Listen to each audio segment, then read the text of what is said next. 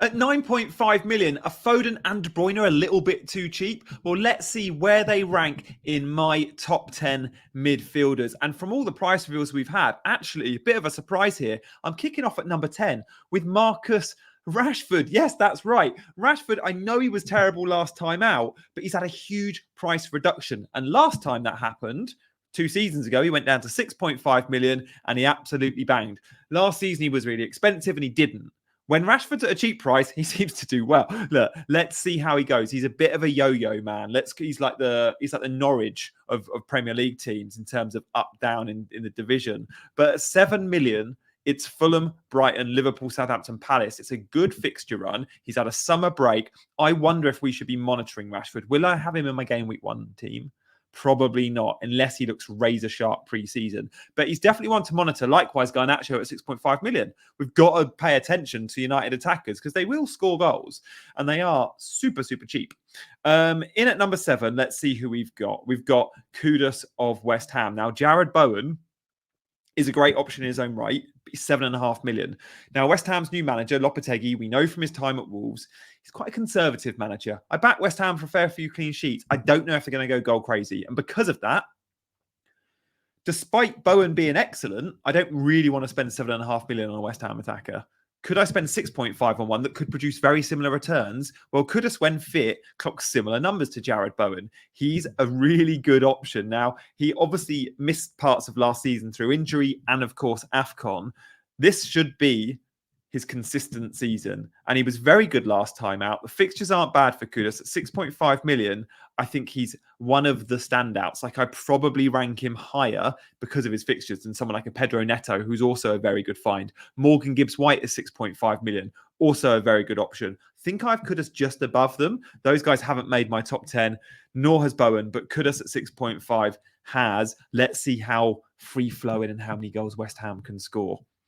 In at number 8, though, we've got James Maddison. Now, we'll speak more about Maddison, but first, do we fancy hitting those buttons, guys? Please do consider liking and subscribing to the channel. I want to also shout out Fantasy Football Scout, who sponsor this channel. The ticker at the bottom is from Scout, and it's great. You can order it from difficulty, from attack and defense in the members area. So check it out. Still, I think 40% off. Crazy price. Anyway, Maddison, 7.5 million. Yeah. When he bangs, he could make a mockery of this price. And for me, it's a case of when, not if. I just don't know if I'm ready to go there straight away. At times last season, when he was in form, he was amazing for a 7.5 asset. I just wonder if we need to see Spurs in action again, and we need to see what James Maddison we're getting. Because when he returned at the end of last season from his injury, why didn't he make it back into the 11 with like 6-7 games to go? He really disappointed. He really, and loads of us owned him because Spurs had double game weeks. Do you remember? But he was a letdown, and he actually didn't make the England squad because his form at the end of the season was so bad. So do we see that James Maddison, or do we see the James Maddison from the start of last season, which was really bright and really good? Let's watch this space, I think, with Maddison. I like the price point. I like the player and the manager and the fact that they're a team that attacks and scores goals. Just not so sure if I'm ready to commit just yet. You can pay $1 million more for someone like a Bruno Fernandes, who again isn't in this top 10, but gives you a more reliable option. I should have mentioned Bruno when I mentioned United mids in at number 10. So let's have a look at number 7, shall we? This is the Arsenal midfielders. We're going to look at Saka and Odegaard. But the reason Arsenal midfielders aren't at number 3 or 4 is purely based on the fixtures. I look at those opening 5 games, and they face 3 of the toughest away trips they'll have all season. They go to City, they go to Spurs, and they go to Villa. I'm not sure we see many goals. In those first 5 games, we could see 6 goals from Arsenal. I don't know if that warrants spending 10 million on a Saka or 8.5 on an Odegaard. Now, how do we rank Saka alongside that of a Palmer or a Foden? Well, the fact you've not seen me talk about Palmer or Foden yet might mean they're in my top 7. We'll get to them in a minute. Odegaard at 8.5, though, it's worth noting with his price there, he's matched Saka very closely. Last season, Saka pulled away, but the season before that, Martinelli, Odegaard, and Saka pretty much produced the same results. And as a result, they all started last year at 8.5. Odegaard's remained the same. Saka's at a big hike. I expect Martinelli might even drop. So that's where we're at. It's worth noting Havertz is a route to the Arsenal attack that's even cheaper than these guys. And that could mean it's Havertz time because he's an 8 million forward. So eyes on Havertz, perhaps more than Saka. I don't think I'll go Saka for the start of the season, but I've no doubt at some point I'll be jumping on an Odegaard or a Saka or a Havertz. I actually might swerve Arsenal attack altogether to start the season, purely driven on fixtures. But again, if the preseason form is hot, and we must look at fixtures and take it with a pinch of salt when we're talking about Man City and Arsenal, because they're in a league of their own. And Man City and Arsenal are pretty much fixture proof, right? They win most of their games. So let's consider that too when making our decisions. Let's talk then about number 6. This is where it gets spicy into the sort of realms of, yeah, there's a chance they'll be in January's going with one team. And there's 2 players to talk about here. Eze Shaw at 7 million catches my eye straight away because the Palace attack finished the season so good. And actually, I say finish this end of the season. Since Glasner took over, he had almost half a season, Glasner. And what he brought to this Palace team was immediate change. If he could do that then, what can he do after a pre-season and his feet under the table for 6 months? Glasner and Palace feel like a really good match. Sure, they've lost Elise, but look, let's have it right. How many times was Elise available last season anyway? He was injured for most of it, and they still scored loads of goals without him. So they've replaced him. Well, they haven't replaced him like for like. They've got another attacking midfielder in Kamada who will play more centrally, and they probably will find a right-sided forward.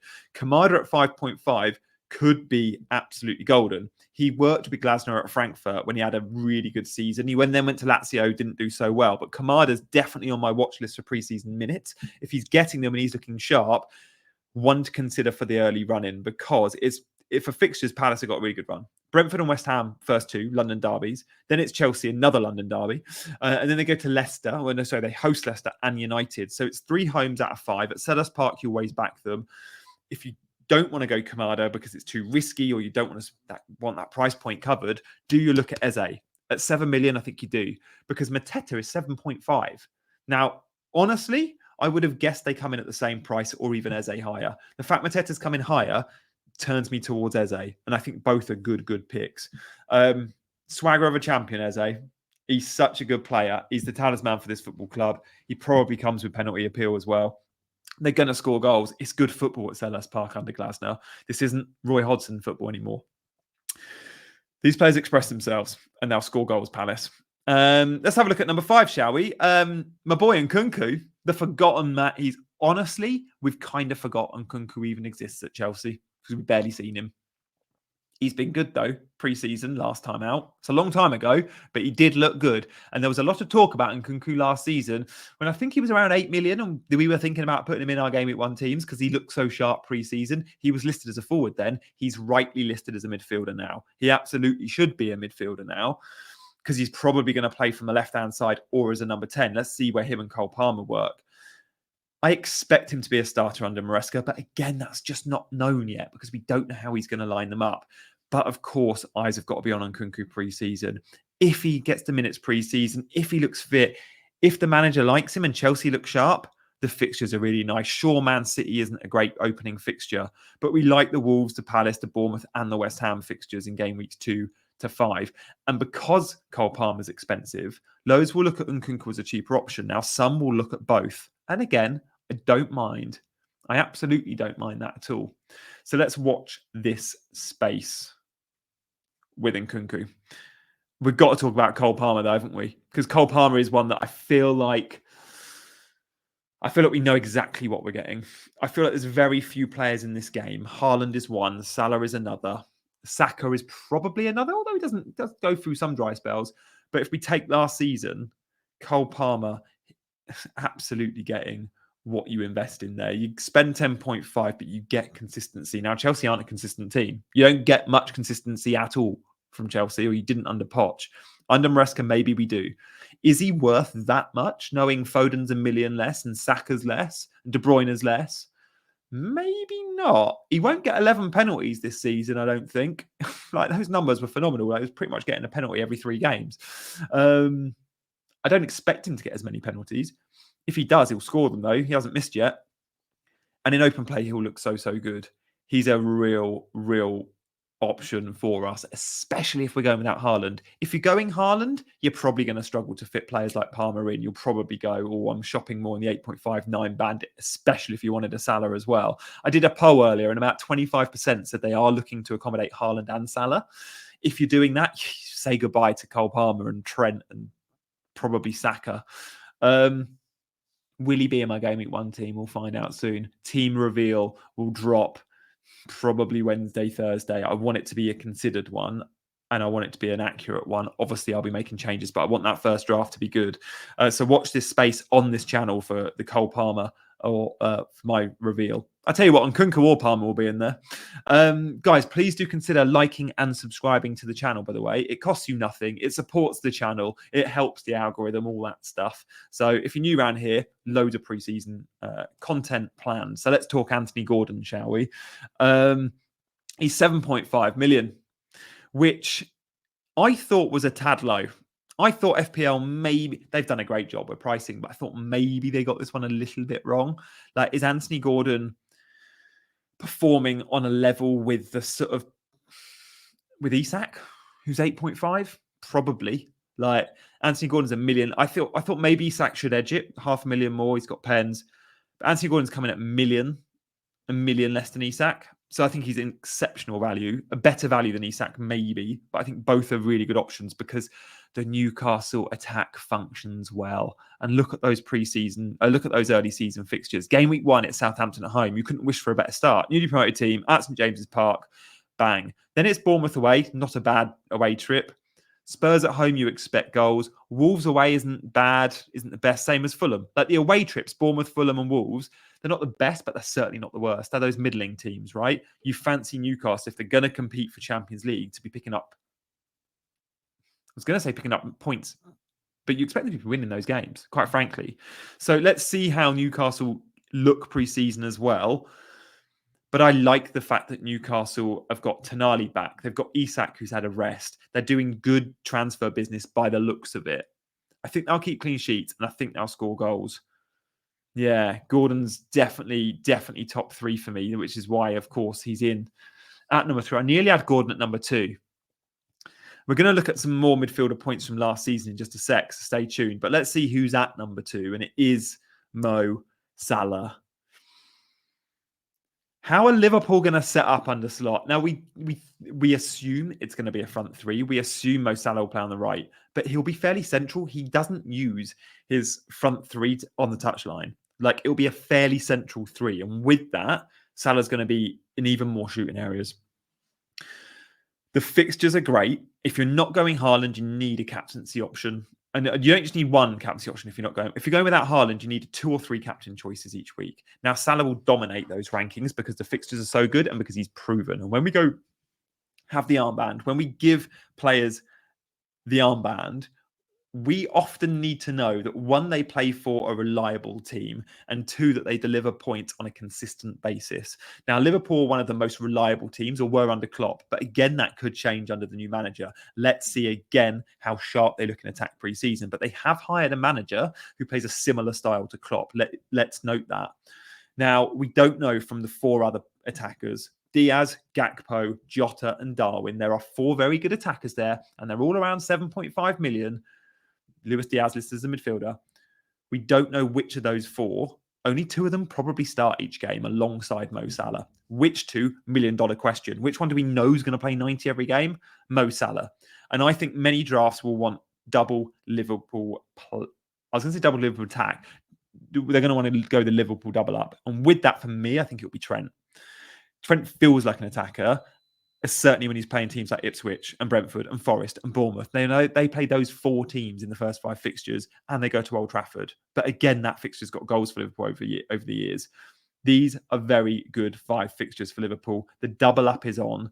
Honestly, some might even take a punt on a triple up. And I absolutely don't mind that. Liverpool should and could function very well. But regardless, Mo Salah, we know what we're getting. Let's have a look at number 1 then, shall we? We have Foden and we have De Bruyne. And hopefully, guys, we've got loads of you hitting that subscribe button. Please do if you're new around here. I expected them to be the same price this year. I think that's fair. Off the season we had last time out from Foden, he absolutely deserves to be at the same price band as De Bruyne. I just didn't expect that price band to be 9.5 million, especially after we saw Palmer 10.5 and especially after we saw Saka 10.0. I didn't expect Foden and De Bruyne 9.5. I expected them to match Saka, possibly match Palmer.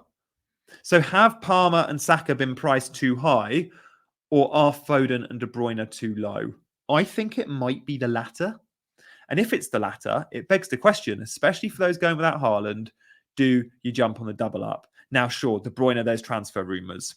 I don't know if he does end up taking the big money move, or the big wage move to Saudi. I wonder if that move happens a year later and he gives himself one last season at Man City. If he's still around next season, he's going to be playing the majority of games. I know it feels like his legs have gone a little bit, and perhaps they have. But what I noticed since De Bruyne came back from his injury towards the end of last season was he comes back into the team.